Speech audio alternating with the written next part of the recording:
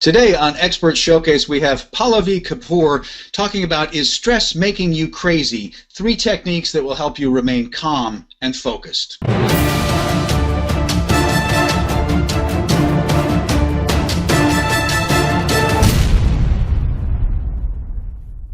Pallavi Kapoor, we're so glad to have you today on Expert Showcase as our expert guest. How are you today? I'm great, thanks, Mark. Thank you so much for having me. You're quite welcome, and you're connecting to us all the way from Princeton, New Jersey. So I say that only because sometimes we're connecting in Singapore, sometimes in Australia. So this is all the way to Princeton, New Jersey. So how's the weather in Princeton? It's beautiful, yeah, really nice today. Maybe not as warm as it could be, but it's very beautiful. There you go. So Pallavi, help our audience get their mind right here. Give us a quick overview of what we're going to talk about together in this episode. Basically about how to handle stress. Stress unfortunately has become a part of life these days, and it's really affecting our health and also our enjoyment of life. And the techniques that I'm going to share, very simple but really effective techniques to help you be able to stay calm, to think clearly instead of reacting, with panic or worry or becoming upset and angry, which unfortunately many of us tend to do when we're feeling stressed. Never happens to me, Pallavi. I don't really understand what you're talking about, so I'm looking forward to learning about this thing called stress. Again, just to orient our audience, I'm just going to mention we're going to focus on 3 main things. So we're going to talk a little bit about stop, breathe, and smile. We're going to talk about shifting your focus, and we're going to talk about envisioning a positive future. All sound very good. So let's start with stop, breathe, and smile. What does this have to do with stress? Well, basically, when we are stressed, we tend to take very small, shallow breaths. And when we do that, we don't get proper exchange of air in our lungs. And that just actually then causes you to become more anxious or more stressed. So by stopping and just taking a few deep breaths, you can actually calm everything down, because once you take deep breaths, you have good oxygen and carbon dioxide exchange in and out of your lungs, and that actually then causes your body to relax. And when your body is relaxed, then your muscles relax, you have more oxygen flowing around, your blood pressure becomes stabilized, and as a result, you just automatically feel calmer. And then that combined with smiling, it's been shown, researchers show that smiling actually also has many benefits. It produces endorphins in your body, which make you feel better and also help reduce pain. It also increases your immunity, and it just basically also makes you feel calmer. So when you can do those 2 techniques together, you will feel a lot more calmer, feel better emotionally, and you'll be able to focus better and react from a better place. It is amazing, right? Because it almost sounds too good to be true. It sounds too simple. Yes. But I think the critical one is actually the first one, right? Because you get the breathe, you got smile, but it's the stop, right? I mean, you actually have to pause long enough to actually do this, to feel better, to calm yourself down. And I guess most of us are a little bit on a runaway train where we're just going from one thing to the next thing to the next thing, and there's no stop, so there's no breathe and smile.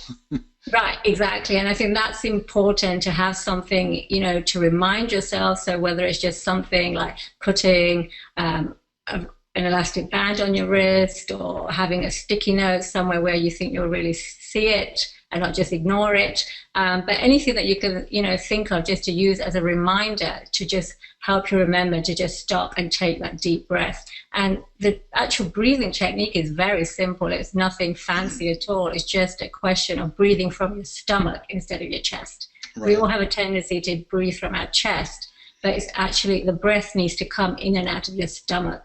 So the best way of doing that is to practice initially, until you feel you can really do it well naturally, is to put one hand on your chest, one hand on your stomach, just below your belly button. And then when you take a breath in, breathing deeply through your nose, and you should actually feel your stomach being pushed out. And your chest should actually stay still. And then you can hold, when you're breathing in, count for maybe like 3 to 5 counts, and then when you're breathing out, breathe out fully again, either through your nose or through your mouth. And then when you feel your stomach should actually then collapse in, sink back in, and your chest once again should stay still. And then the thing to remember when you're exhaling is to make the exhale just slightly longer than the inhale. So if you've held the inhale for maybe 3 counts, and breathe out for 5 counts. If you've held it for 5, then breathe out for 7. And that's all there is to it. It's, so simple, but it is. But sometimes things are so simple that we forget to do them, right? And or we do them incorrectly because people learn to breathe with all the tension that they're holding, so they don't actually breathe in that deep way that you're talking about. Right. And that shallow breathing, some people you feel like you're short of breath, but it's because you're not exhaling, right? So that's why the exhale is so important. And that's why it's so important to let that breath out for longer than you actually breathe in, because you just need to just get everything out of you. We tend to hold things in so much. All right, so there you have it. Here's technique number 1. Even though it's 3 things, that wasn't all 3 that we're talking about. That's 1. Stop, breathe, and smile. Yes. So let's shift our focus to shifting our focus. What is the shift your focus strategy here? This is to think about something positive or something good about the situation. Because when something stressful happens, it's usually because it's something we do not like. And we have a tendency to then focus on the thing that we don't like and just blow it out of proportion and then worry about it, and it just escalates. And because our minds are thinking about everything that's wrong, we are just making the situation worse. You end up becoming then fearful. You start worrying about what's going to happen, what the repercussions will be, and before you know it, you've gone down that rabbit hole, and who knows what's happened. You've imagined the worst case scenario in your mind, when actually nothing's actually happened, but you're just worrying and thinking that it will. Exactly. So instead of doing that, all you need to do is look for something good in the situation. And there's always something that you can find, even if it's the fact that you're still breathing, the fact that you're still alive, the fact that you have a roof over your head, whatever it may be, there's something good. You can always find something good. And if you can't find even one single thing that's good, then think about something else in your life that is going well for you. Maybe it's somebody in your life that you really love and, who really makes you feel good. Maybe it's a positive memory that you have from the past that you can focus on. But if anything, either in the situation or something outside of it that makes you feel good. And by thinking those positive thoughts, you're actually taking away from the negative, because your mind can only think of one thing at a time. So by thinking a positive thought, you're not thinking about the negative. So if you're not thinking about the negative, you're not focusing on what's wrong, and you're not going down, that chain of negative reactions. Right. And also, you also have a better sense of balance, because you can realize then there's actually good things as well outside of the negative things. So you're not then going to feel like, your whole life or the situation is hopeless, or go into a place of despair. And then just by focusing on positive things, your mind is just going to, you're just going to feel better, calmer, more positive. And so just all of that will make you, put you into a better place emotionally. Right. So it just takes that little bit of effort to make that shift, because I don't know about you, but I notice in myself, certainly have noticed in people I've worked with, when you're feeling very stressed, it's almost like the autopilot setting of your mind is to look for everything that's wrong. You're in that stress mode, you're in that fight flight. So whatever our ancestry is that we've inherited, we're scanning the environment for threat because we feel threatened. And so this is that shift of saying, well, wait a minute, by definition, if I'm breathing and I'm alive, more things have to be not wrong than wrong, right?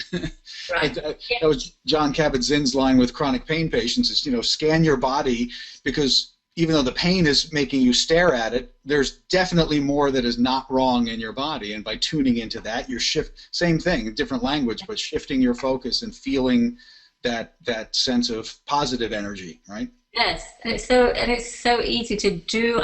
Obviously it sounds easier. Sometimes in the moment it can be harder, because, as you said, we have a tendency to focus on the negative, because that's our mind's way of keeping us safe, keeping us, protecting us from danger. And it's, something that's come over the many, many years. So it's something that you really have to practice. All of these things, they are really simple, but if you don't practice them, you're not going to be able to do them. And then you're going to think, well, they don't work, because they don't come. They have to come naturally. Yeah, I always joke with people. It's like, that's sort of like going into the gym and trying to lift the 50-pound weight that you've never picked up and saying, well, exercise doesn't work, because I can't lift it. Right. Yeah, no, there's a process of practice. There's a process of getting better at it. Yes. Well, let's move on to your third point then, which is really sounds more stretching from just shifting your focus to a little more detailed. So envisioning a positive future. What are you talking about there with the people you work with? Well, this is basically you are focusing. It's kind of like taking the second step a step further, and basically we're visualizing here. Mm-hmm. And instead of focusing on what is happening, you're actually thinking about what you want to happen. Mm-hmm. So say if you're running late for work, instead of like thinking about, oh my God, I'm late, what am I going to do? My boss is going to kill me, or whatever it may be that you think is going to happen. Mm-hmm. Think about what you want to happen, which for most people would be to arrive at work in perfect timing. Right. So all you have to do is think about the situation that you want to happen and feel how you will feel when that happens. So if you're running late and you want to be on time, well, how are you going to feel when you arrive at work on time? You're going to feel relieved, you're going to feel happy, you're going to feel calm, you're going to feel, like everything's good. So you have to focus on those feelings. Just, picture it in your mind, use all of your senses and just picture that in your mind and feel how it will feel when you arrive at work on time, or whatever the situation is. Right, whatever that desired outcome is, yeah. Yes, right. And then by doing that, your mind, because your subconscious mind does not know the difference between what's happening in reality and what's happening in your mind. So if you're thinking those positive things, it will pick up on those positive thoughts. And it's all about the energy, because our thoughts and feelings are all energy. And so basically, if you're putting out positive thoughts, you're going to attract positive things back to you. If all you're focusing on the negative and what is wrong, you're just going to have more of that happening to you. Which is why when you start the day off badly and you think, oh my God, my day's messed up now, everything's going to go wrong, and it does go wrong because that's what you're thinking. Whereas if you can just put that thought to the side and think, this is a great day, then, you're fine. Things will actually work out for you. Right. Well, that's always the kicker about stress. I mean, it's because you can be 100% successful at avoiding things that stress you out, but you have not made any progress towards being happy, right? Because you're just in survival mode, so you're successfully avoiding all the negatives. But if you're not focusing on that positive vision, that positive outcome, then you're actually not cultivating that positive experience. You're simply avoiding the negative, but also dwelling on the negative at the same time, right? So that's why it's also important to find a way of stopping those negative thoughts. So whatever you can do to stop the negative. So if you can listen to something on the radio that's uplifting, or I'm sure most people have smartphones these days, you can listen to something on there that you enjoy to make you feel good. You can just maybe just play some games in your mind, like, counting back from 1,000 back down to 0. Or you can just think of something that makes you feel good. Once again, somebody who you like, or a memory, somewhere you've been that you've enjoyed. Anything that you can do to keep your mind focused on the positive and stop thinking the negative thoughts. Because it's just as easy to think positive as it is to think negative. Exactly. But with no condition to thinking negative, it almost feels like an effort. It feels like work to think positive. Well, it's a bad. I mean, habits are powerful because they don't require any effort, right? So if you're in that habit of being stressed and being negative, then you have to break the habit. But you're right; it's not harder. It's just that it's not automatic yet until you kind of lay down that new pattern. So. Yeah. Well, all very good stuff. So we've been focusing on 3 real good techniques here for dealing with stress. We've been speaking with Pallavi Kapoor, who is our stress expert today. So we talked about stop, breathe, and smile. We talked about shifting your focus. We talked about envisioning a positive future. So Pallavi, I'm sure you have lots more to offer than what we can cover in just three simple things here. I'm going to tell people how they can get in touch with you. So you have an offer for them that they can have a free consultation with you. That sounds very generous. And they do that by giving you a phone call. So the number is 732, and we're going to put it up on screen here. So 732-798-5955, or they can email you at naturalhealingoasis reinvented@gmail.com. Did I get that correct? Yes, all correct. Thank you. Good. Good. Well, Pallavi, it's been great having you as our expert today on Expert Showcase. Any closing thoughts before we go? Oh, it's been a pleasure. Thank you so much. I really enjoyed it. And all I can say is just, these techniques, they sound so simple, they really are very effective. And, please don't dismiss them. Just give them a try. Absolutely. And, just let me know if they work for you or if there's any other way that I can help. But it really is a question of just practicing. If you can practice using that muscle, they really will become second nature. And then once they become second nature, it's amazing how much easier life becomes. And yeah, it just becomes so much more joyful. Excellent. Well, and if you want some help with that, if you're trying these techniques and they're helping a little bit and you want more, or you're struggling, then get in touch with Pallavi Kapoor. We have the information up there on screen for you. Pallavi, great having you today in Expert Showcase. Thanks for being with us today. Been a pleasure. Thank you, Mark. And another great Expert Showcase episode. Chris, what should people do right now? Yeah, if you're watching this and you're a coach or consultant, imagine what it would do for you and your business if you were a guest on Experts Showcase. And here's the best part. Other than possibly increasing your business, an appearance on Experts Showcase is free. We give you a copy of your episode so you can use as marketing collateral, and we give you a coaching session to go along with it to tell you how you can best market your episode and other tips and tricks about your business. So what you want to do is head on over to expertshowcase.com, click on the big yellow apply button, and apply to be our next featured guest on the Expert Showcase. Now, if you're a coach or consultant and you've already imagined what having your own internet talk show will do for you, then we want you to head to VideoContent.Agency and check us out, check our packages out, and get in contact with us. Let's see if we're a good fit, and let's see if we're the ones to produce you and make you the next star and have your own internet talk show. And until next time, Mark, anything else? I couldn't have said it any better, so just do what he said.